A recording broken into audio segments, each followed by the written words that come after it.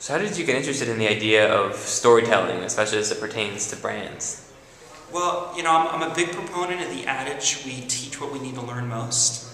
And so, in my own life, there's a few things. One, I come from a family where my father's an inventor who was born in the bush of Africa, and my mother is an artist and a teacher, and she was born in, upstate New York. And I kind of grew up in this world of like infinite possibilities. But what I started to see was, the real challenge is how do you take an idea and translate it into reality.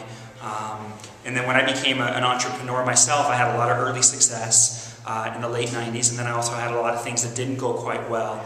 And so I really started to ask that deeper question of how do you get an idea to translate into the collective mainstream. And that's when I discovered the power of narrative. Basically like the fundamental, if you're talking about memetics, how an idea travels, it's fundamentally about the story and how you package the story in a way that other people can identify with it. And if people can locate themselves inside your story, then the need to persuade or convince or sell people on anything actually disappears. So that's kind of been part of the riddle for me in thinking about how does that apply to how both organizations as well as individuals and in the context of brands, how we communicate and how we're in relationship with each other. So what are some creative ways that brands could tell their stories, especially through content?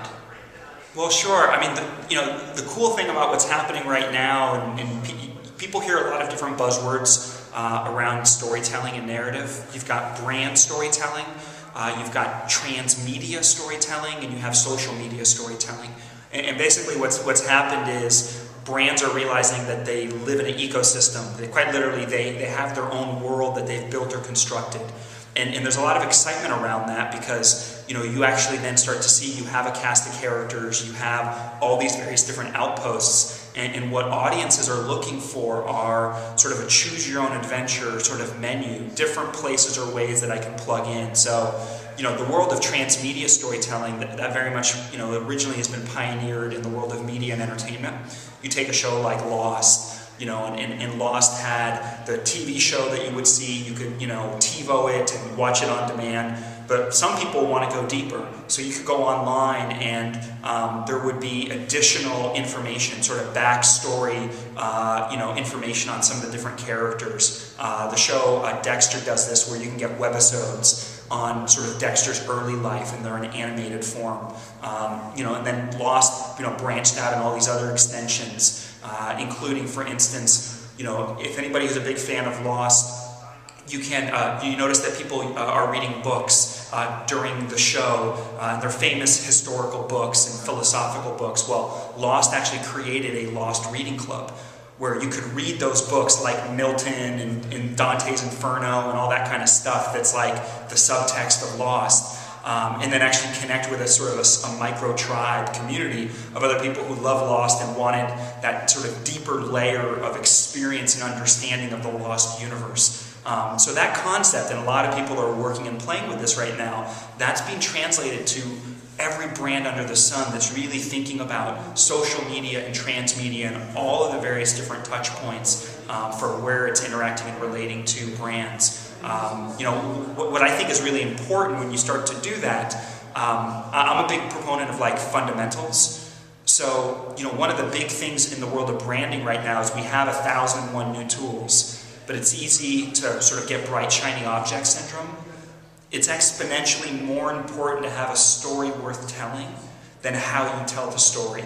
Or another way to put this is, because we're all very cynical and distrustful of brands these days as audiences. So the question in the back of my mind is, are you trying to sell me more shit? Or do you believe in something and do you want to change the world? So that's the question that a brand really has to think about and how it's demonstrating to the world it really cares about something. And Zappos is a great example. I've been doing some work with them right now because they're a company that you could say they sell shoes. It's a commodity.